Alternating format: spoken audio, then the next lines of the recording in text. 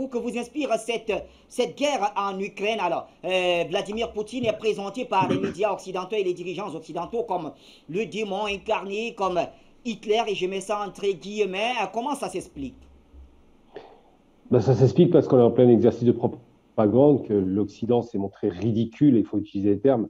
Les États-Unis, qui sont des faiseurs de guerre, rappelons toujours que les États-Unis ont conduit, je me rappelle récemment dans un média, 72 guerres en un siècle et demi, quasiment, enfin en un siècle depuis le début du siècle dernier, quand les Russes ont conduit 31 guerres, mais des guerres essentiellement défensives. Hein. On ne parlera pas peut-être de l'Afghanistan, parce que là c'est plus discuté, mais le reste en substance des guerres défensives. Donc, lorsqu'ils osent présenter Vladimir Poutine comme étant Hitler, ça c'est l'image facile et caricaturale du dirigeant qui a décidé de mettre un stop et un holà à la barbarie américaine, parce qu'il faut utiliser les termes, il faut arrêter de se cacher derrière son petit doigt. Les États-Unis sont un État prédateur, un État dangereux, un État déstabilisateur, un État qui a pendant 30 ans agressé partout sur la planète d'autres États qui étaient légitimes. Hein. Je parle de la Libye, je parle de l'Irak, de la Syrie, de la Somalie, bref, je ne vais pas faire une liste, elle n'est même pas exhaustive. Les États-Unis sont extrêmement dangereux et on préfère accuser la victime. Alors en substance, oui, effectivement, le Donbass est une région qui était disputée, mais pas seulement parce que le Donbass est historiquement russe, pas russophone. Le terme me dérange, moi, j'aime pas entendre le terme de russophone, ce sont des Russes. Parce que russophone, ça sous-entend qu'ils ne seraient pas d'origine russe. Ensuite et surtout parce que de dire que j'ai Staline, de dire que le président Poutine serait un dictateur, bon, c'est très amusant, il y a eu quand même des élections, serait un dictateur qui ne respecterait pas des règles, eh bien, j'ai envie de dire que les règles internationales ne sont jamais respectées par les États-Unis. J'en veux pour preuve l'accord sur le nucléaire iranien. La signature américaine ne vaut rien. Les Occidentaux ont une tradition de n'avoir aucune parole, et pour avoir une parole, ils sont obligés de signer des documents qu'ils ne respectent pas. Donc, en vérité, si on veut faire un parallèle, puisqu'on aime les parallèles un peu hasardeux, d'abord, la Russie, on veut la sanctionner économiquement, on ne peut pas. Bon, ça c'est une chose, on en reparlera peut-être plus tard, parce que la Russie est trop importante sur un plan de l'économie mondiale, et très intégrée évidemment aujourd'hui, mais surtout la Russie, on veut comparer avec ce qui s'est passé sur la Seconde Guerre mondiale, 26 millions de morts russes quand du côté occidental, on se promenait un petit peu, il n'y a pas eu 2 millions de morts, il faut être très clair. Ensuite et surtout parce que la Russie a libéré l'Europe, contrairement à l'idée reçue. On a caché ça pendant 75 ans dans la propagande américaine qui nous sort des films qui en font des héros, mais ces lâches sont arrivés en 44 sur le terrain européen. Tout comme à la Première Guerre mondiale, ils sont arrivés en 17. Il ne faut jamais oublier qu'ils sont les Américains. Ils poussent au feu, comme c'est le cas aujourd'hui, ils laissent les gens se massacrer entre eux et après ils récoltent le fruit de leur opération militaire et ils s'enrichissent encore plus que jamais. Donc aujourd'hui, qu'est-ce qu'il faut retenir? Si on veut comparer, moi j'ai comparé deux choses qui sont intéressantes. J'ai comparé l'Allemagne nazie, effectivement, dans une politique européenne qui a conduit à la guerre. C'est bien les Européens qui ont créé l'Allemagne nazie, c'est bien eux qui ont fait le traité de Versailles, les Français en l'occurrence, c'est bien eux qui ont retiré 15% des territoires aux Allemands, qui allaient forcément poser problème plus tard. C'est bien eux qui ont laissé, par exemple, avec la signature de ces fameux accords de Munich, la possibilité aux Allemands de récupérer, cette fois-ci ça ne les dérangeait pas d'ailleurs bizarrement, de récupérer la Bohème, enfin en Bohème-Moravie, donc en Tchécoslovaquie, la région des Sudètes avec les Allemands qui étaient des gens de langue allemande, d'origine allemande, c'est bien eux qui ont laissé faire et qui ont provoqué la guerre. Et là, on a l'impression de voir la même chose. C'est bien un territoire, effectivement, avec une population russe qui est attaquée. N'oublions jamais qu'il est attaqué depuis 2014. On a fait un accord à Minsk en Biélorussie sous l'OSCE. Rappelons que c'est l'OSCE qui paraît de l'accord. Donc, on ne parle pas de plaisantins, on parle de gens sérieux, d'institutions, organisations de sécurité en Europe, qui paraît de l'accord, le paraphe et le valide, et finalement, qui n'est pas pris au sérieux, qui n'est pas validé. Et puis, il faut oublier aussi un autre truc. On parle beaucoup de nazis, mais ils sont quand même forts du café. Qui sont les nazis ou les néo-nazis en Ukraine? Ce n'est pas les Russes. On voit bien que les néo-nazis qui ont le drapeau, tout à l'heure, Luc Michel nous a fait un magistral rappel historique, et je le remercie pour ça parce qu'il est très documenté, et il a l'expertise d'histoire que j'apprécie parce que j'ai travaillé à fond pendant une vingtaine d'années sur la Seconde Guerre mondiale, donc quand j'entends parler, pour moi c'est un régal. Et effectivement, il fait bien de rappeler que les anciens, alors à l'époque on appelait ça le commissariat du Reich, donc ce territoire-là qui était disputé, s'il a basculé du côté russe, c'est parce que les nazis étaient tellement racistes que même les Ukrainiens se sont dit, bon, non, c'est des Slaves, ça reste des sous-hommes. C'est pour ça que les Ukrainiens ne sont pas devenus nazis en majorité. Et c'est pour ça qu'il y a une résistance. Sinon, il y a une sphère ukrainienne qui était quand même considérée comme étant de peuple plus ou moins arien, hein, dans la définition un peu fantaisiste d'Heinrich Himmler. Et cette partie-là a massacré les populations. C'est bien de rappeler qu'ils ont massacré les Juifs. Alors, c'est pas parce que Zelensky est un demi-juif que ça valide la thèse sur laquelle il ne serait pas peut-être un peu néo-nazi.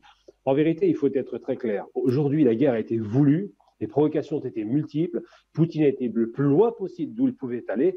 Et même d'ailleurs, on a entendu dans une rencontre qu'il avait fait avec un de ses responsables de la sécurité, qui a bugué littéralement, qui était en panique. Il ne s'attendait pas à la réaction de Poutine. Poutine a compris qu'il fallait stopper une bonne fois pour toutes l'avancée de l'OTAN. Et puis, je rappelle tout le temps, c'est extraordinaire tout de même. On vient dire aux Russes, vous êtes illégitimes à vous protéger sur votre frontière, c'est à la porte de la Russie. Je veux dire, ils mettent un pistolet face à la porte de la Russie. Alors que quand les Américains en 1963 ont vu débarquer 2-3 missiles venant de l'Union soviétique, ça a failli être une guerre mondiale. Donc je suis désolé. Aujourd'hui, si on parle de Hitler, il faut utiliser les termes à dessein. D'abord, l'hitlérisme, il vient d'Europe occidentale, pour commencer, il faut être très clair.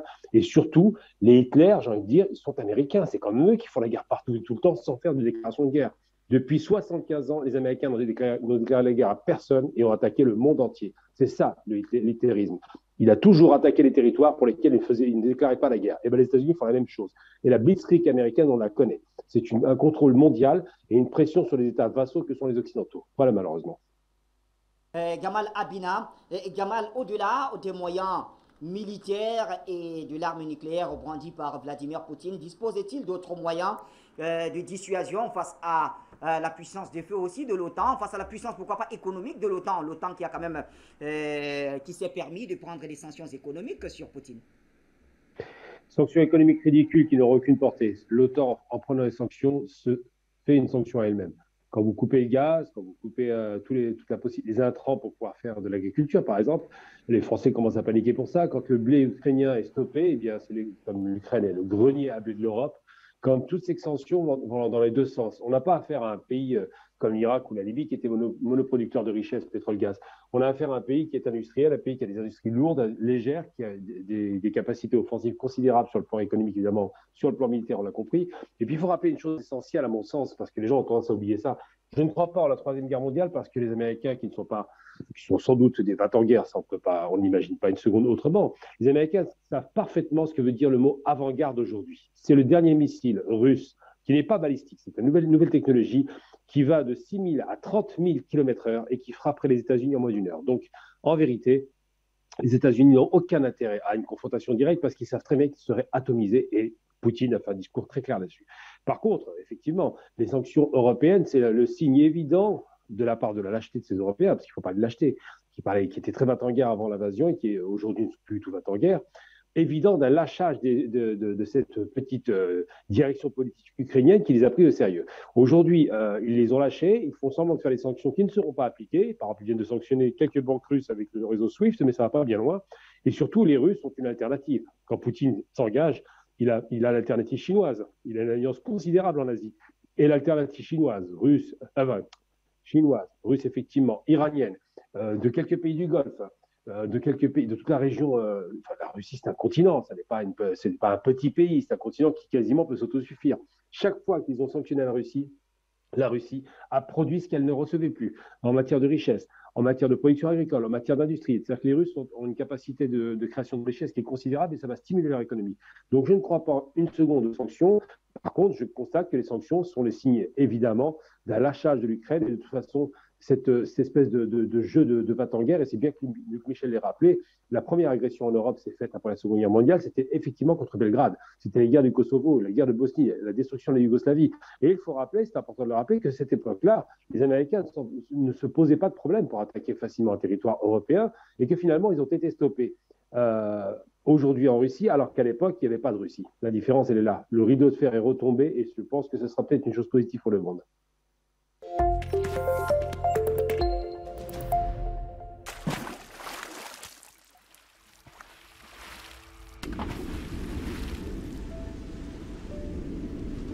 Afrique Média. Le monde, c'est nous.